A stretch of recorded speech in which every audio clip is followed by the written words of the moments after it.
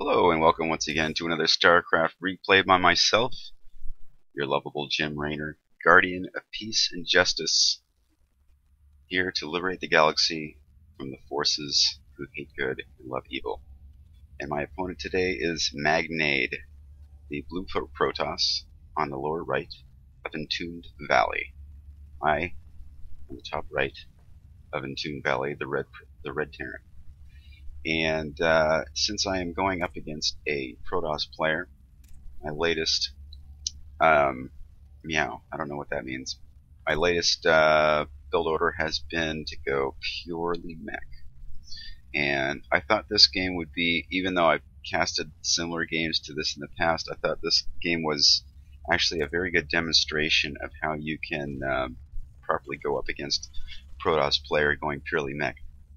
And I want to point one thing out in this game, that kind of early in the game, there is a period of time where you're fairly vulnerable to a 4-gate or a 3-gate robo. And I found that, not in all cases, but in some cases, if you can get a Banshee on his base, or at least threaten the Banshee on his base, he's going to feel insecure about moving out. And that will buy you enough time so that you can get your first Thor out and your bunkers and so forth.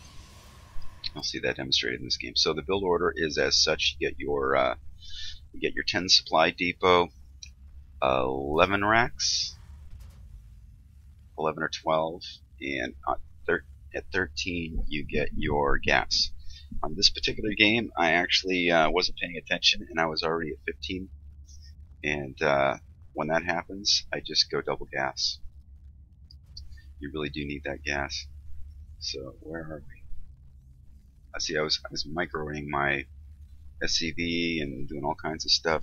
I'm at 15 already. Let's get the stuff up. 15 supply. I'm really behind on my gas.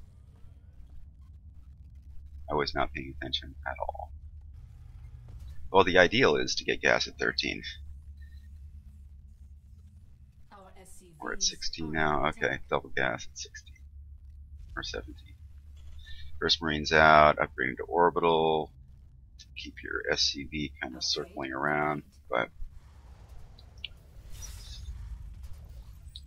let's go a little bit faster since this isn't too eventful. As a matter of fact, the whole game is fairly quiet up until the point where my opponent engages. So saturate the gases. Next, you want to get your factory as soon as you have 100 gas. Starport immediately following after that. And I pull back my barracks. I don't build them to block my choke, just because it's easier to get a bunker in there. It's actually advantageous because otherwise you would have to get a bunker somewhere around here or here, and if your barracks is in the middle.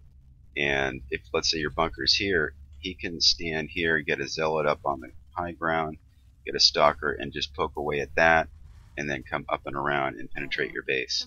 So I find it a lot easier to just get the bunker right there.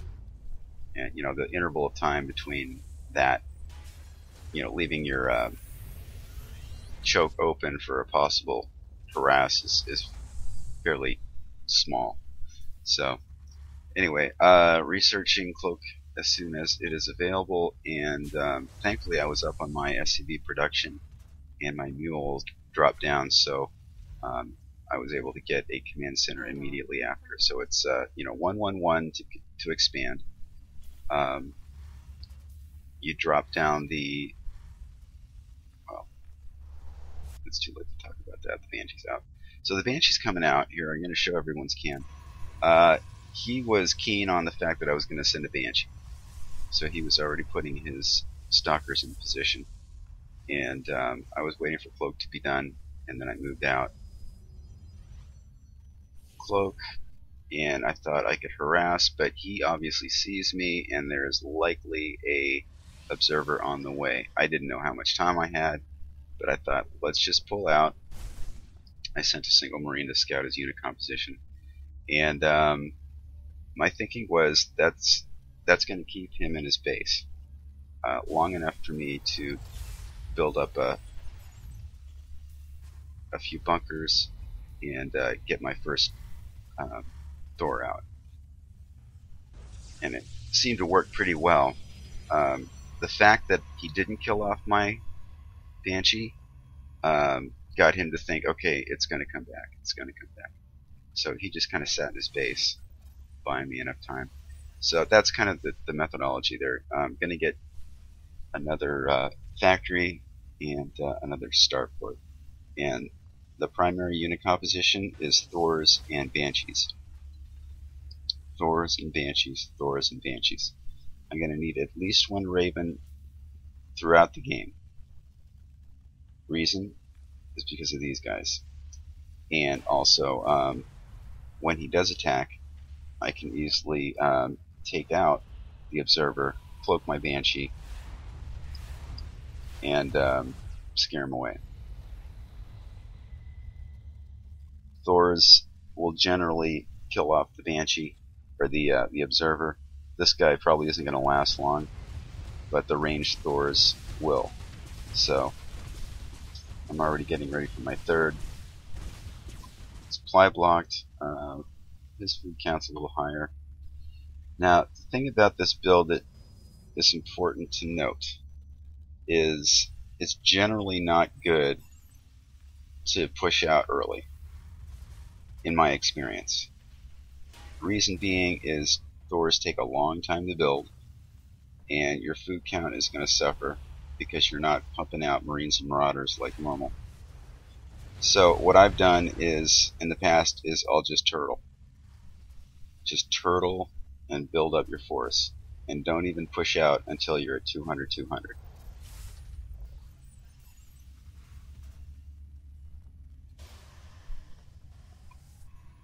His response was not that good. Yes, Colossus are good. However, he should have made a lot more Immortals, and he should have made High Templars. Now, if he made High Templars, I never saw any. Well, I saw some late game, but he never really used them. But High Templars can feed back these guys to death because Thors don't really have a spell casting ability that would deplete them of their energy, other than the cannons. And the cannons are basically useless. They can only attack one unit at a time, and in my experience, it just doesn't. It's not worth it. So with all these full energy Thors, a feedback could destroy them all. So my ghost here is really just there to EMP my own Thors. I never needed to. Okay, now watch this. Cloak my Banshees. I have one Banshee. That's enough to scare him away. Why? Because the foolish protoss did not bring an Observer into his composition. He's got them. Where are they? I know he has them somewhere. There's got at least one. A staple unit for protoss. He should absolutely have an Observer with him at all times. So he smartly grabs one and brings it over, and he thinks, okay, now I'm going to attack. Take care of that pesky Banshee. But watch what happens. I've got a Raven. He A moves. Slow this down. And you see that Observer? Poof, away he goes. Raven's dead, or Observer's dead. Now I can cloak my Banshees and do work on his Colossi. And there's nothing he can do about it.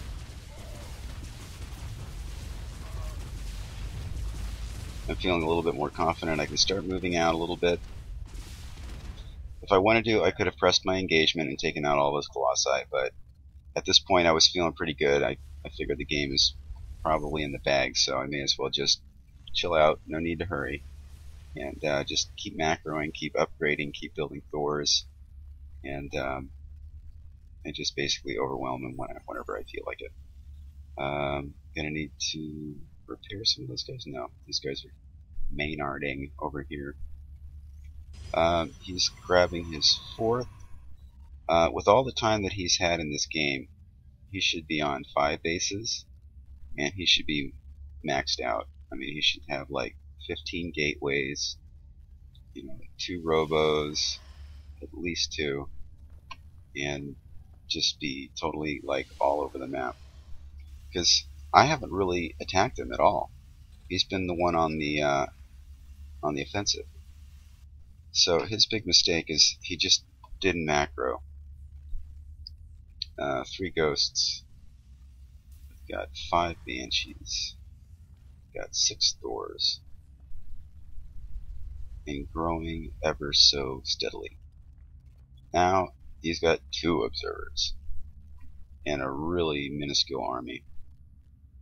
Army value. Yeah. He's a little more than half of my army.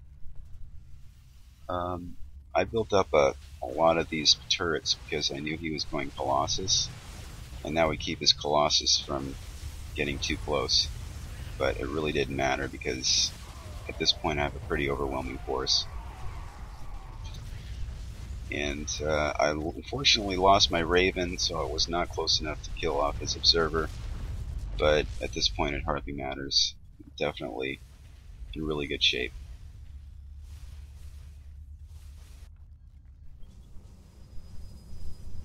Oh boy. Yeah, these Archons are pretty tough, but it's the counter to Archon. They're actually weak against thors, so not a good unit choice for him.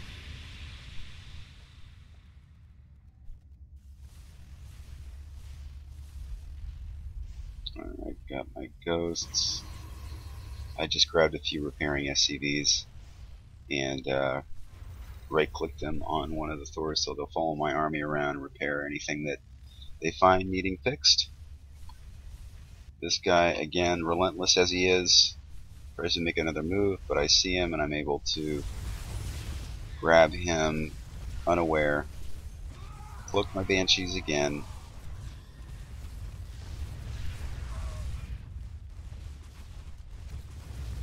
and I really just have to aim move through this. There's just hardly any need to micro like a pro necessarily, but I got to keep these guys building because every time I lose one, that's an observer that I could have gotten.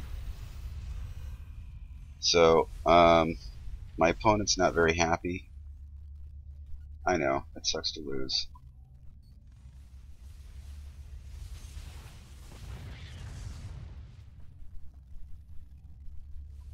At this point, I've got a nuke. Why not just drop a nuke?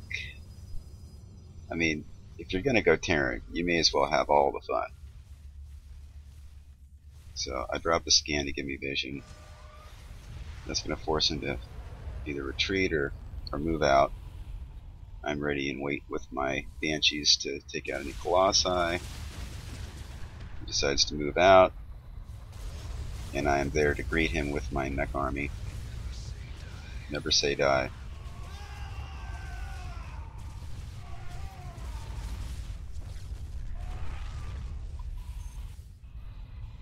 And there we have it.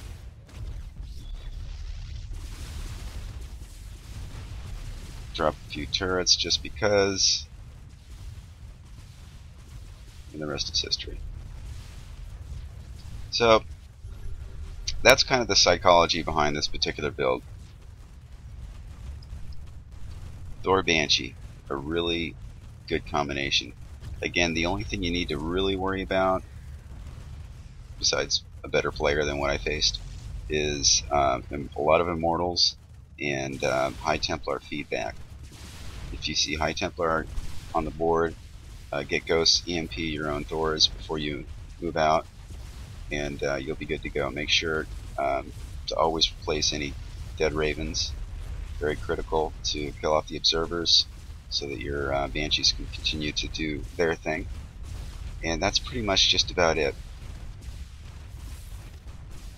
Have a nice day. Thanks for watching.